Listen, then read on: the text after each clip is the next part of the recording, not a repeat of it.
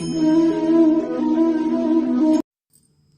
श्री कृष्णा। राधे राधे भक्तों, स्वागत है आपके अपने चैनल अंकिता वर्मा जय श्री कृष्णा पर। तो भक्तों, आज की वीडियो में हम कान्हा जी से जुड़ी एक सत्य कथा सुनेंगे। तो चलिए शुरू करते हैं लड्डू गोपाल जी की भक्ति और उनकी कृपा की एक अनोखी कहानी। किसी शहर में मंगू नाम का एक व्यक्ति रहता था। मंगू माली का काम करता था। उसका काम इतना अच्छा था कि जिस कॉलोनी में काम करता था, आसपास के सभी लोग उसी से काम कराते थे।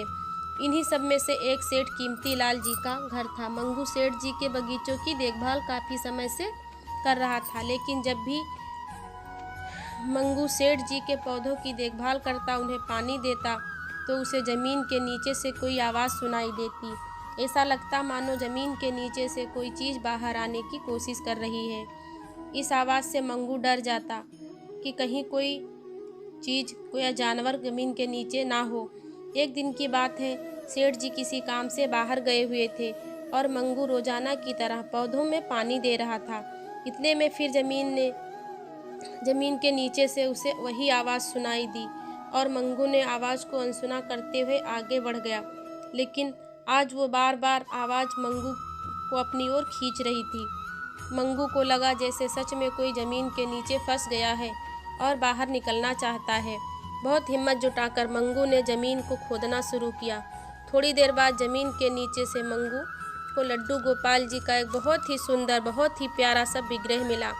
लड्डू गोपाल जी के विग्रह को मंगू ने हाथ में उठा लिया और वो अचंभित रह गया। उसे महसूस हुआ जैसे लड्डू गोपाल जी का विग्रह गर्म है, उनका शरीर तप रहा है और उनका दिल जोरों से धड़क रहा है।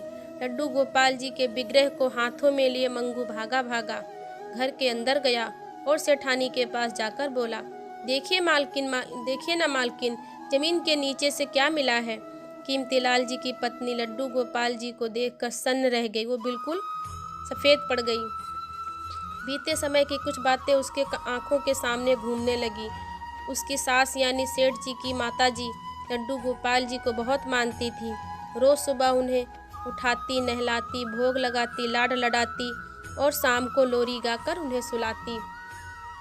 मृत्यु के समय उन्होंने लड्डू गोपाल जी को सेठ जी को देते हुए कहा, बेटा, मेरे कान्हा का ध्यान रखना, इन्हें कोई कष्ट मत होने देना।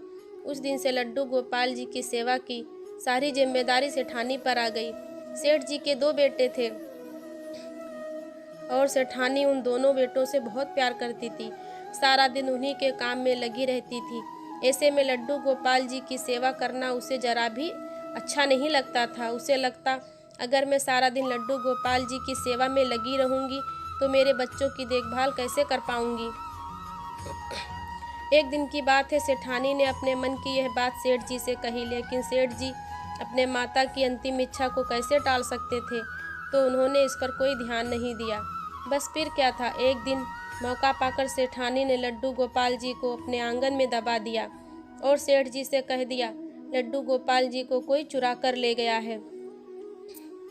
लड्डू गोपाल जी के चोरी होने की बात सुनकर सेठ जी को बहुत दुख हुआ, लेकिन अब वो बेचारे कर भी क्या सकते थे। मन मारकर ईश्वर की इच्छा जानकर रहने लगे।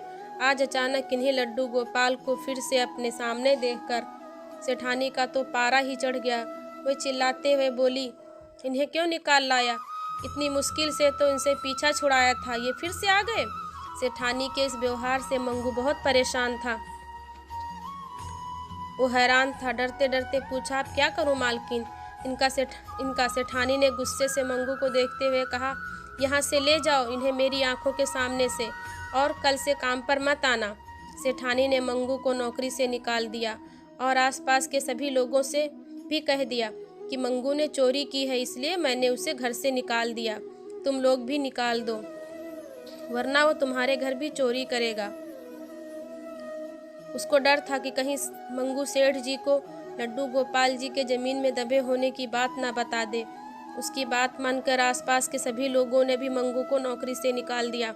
मायूस मंगू मिट्टी से सने लड्डू गोपाल जी को हाथों में लेकर अपने घर आ गया। रोते हुए उसने सारे दिन की घटना अपनी पत्नी को बताई। मंगू की पत्नी ने उसे दिलासा देते हुए कहा, भगवान जो करते हैं अच्छे के लिए ही करते हैं। आज भगवान खुद चलकर हमारे घर आए हैं, इन पर भरोसा रखिए। मंगू की पत्नी ने लड्डू गोपाल जी के विग्रह को लिया, उनसे मिट्टी हटाई, उन्हें नहलाया धुलाया, आसन लगाकर मंदिर में बैठा दिया। घर में थोड़ा सा गुड़ रखा था तो उसने गोपाल जी को दूध और गुड़ का भोग लगा दिया। लड्डू गोपाल जी के विग्रह पर जो मिट्टी लगी थी उसे मंगू की पत्नी ने अपने घर के आंगन में डाल दिया था। मंगू की नौकरी चली गई थी और अब घर का खर्चा कैसे चलेगा, इसी चिंता में पता नहीं कब उसकी आंख लग गई। अगले दिन सुबह जब मंगू की आंख खुली तो पूरा घर एक अजीब सी खुशबू से महक रहा था। मंगू ने चारों ओर देखा, ढूंढा कि खुशबू कहाँ से आ रही, कुछ पता नहीं चला। बाहर आया तो देखा जिस जगह उसकी पत्नी ने लड्डू गोपाल जी को के विग्रह से उतरी मिट्टी डाली थी वहाँ बहुत ही सुंदर फूल खिले हैं। इन फूलों की महक से न केवल मंगू का घर बल्कि पूरा मोहल्ला महक रहा था। लोगों के द्वारा पता चला कि ये बहुत ही दुर्लभ फूल हैं, इन्हें बाजार में बेचो तो बहुत महंगे बिकते हैं। मंगू ने इसे लड्डू गोपाल जी की कृपा और इन्हीं का चमत्कार माना। अंदर जाकर उनका धन्यवाद किया और बारंबार प्रणाम किया। कुछ फूल लेकर मंगू बाजार में बेचने गया तो सचमुच उसे काफ़ी पैसे मिले। अब इस तरह के फूल रोज़ाना सुबह मंगू के आंगन में खिलने लगे और धीरे धीरे फूलों को बेचकर मंगू अमीर बनता चला गया। उसने एक बड़ा सा आलीशान घर ले लिया था।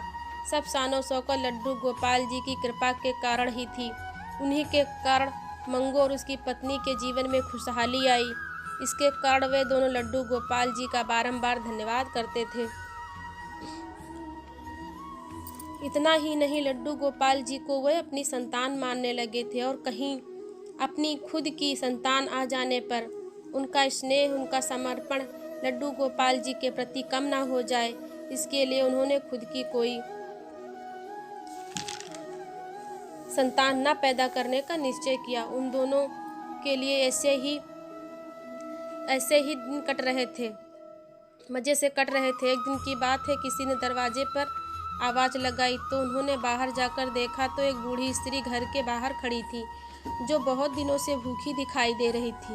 मंगू की पत्नी ने उसे बैठाया और खाना खिलाने लगी। तभी अचानक मंगू ने उस बूढ़ी स्त्री को पहचान लिया और बोला, अरे ये तो सेठ कीमती लाल जी की पत्नी है। उसने पूछा, मालकिन आपकी हालत ऐसे कैसे हो गई? आपने मुझे पहचाना? मैं आपके यहाँ माली का काम करता था। अरे मंगू, ये तुम्हारा घर है? उस स्त्री ने कहा। मंगू बोला, हाँ मालकिन, आपके आंगन से जो लड्डू गोपाल जी मुझे मिले थे उन्होंने ही अपनी कृपा मुझ पर की। उन्हीं की कृपा से मैं माली से फूलों का व्यापारी बन गया हूँ। लेकिन आपकी यह हालत कैसे हो गई? वो स्त्री बोली, मंगू, मुझे मेरे ही कर्मों की सज़ा मिली है। तुम्हें झूठ बोलकर नौकरी से निकलवा दिया था और जिन बेटों के प्यार में अंधे होकर मैंने जगत के पालनहार से नाता तोड़ दिया था, उन्हीं बेटों ने सेठ जी की मृत्यु के बाद मुझसे नाता तोड़ दिया, मुझे घर से निकाल दिया। ये सब मेरे ही कर्मों का फल है। वो स्त्री जोर जोर से रोने लगी। मंगू बोला, मालकिन आप दुखी मत होइए, लड्डू गोपाल जी भी तो आपके ही बेटे हैं और ये उन्हीं का घर है। आज से आप अपने बेटे के घर में सुख से रहेंगी। कीमती लाल जी की पत्नी ने लड्डू गोपाल जी के सामने जाकर अपने किए की क्षमा मांगी और वो भी मंगू और उसकी पत्नी के साथ लड्डू गोपाल जी की सेवा करने लगी। तो भक्तों, कैसी लगी लड्डू गोपाल जी की सत्य लीला कथा? कमेंट में ज़रूर बताइएगा।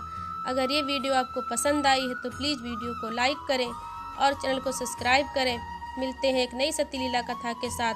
तब तक के लिए जय श्री राधे, हरि बोल।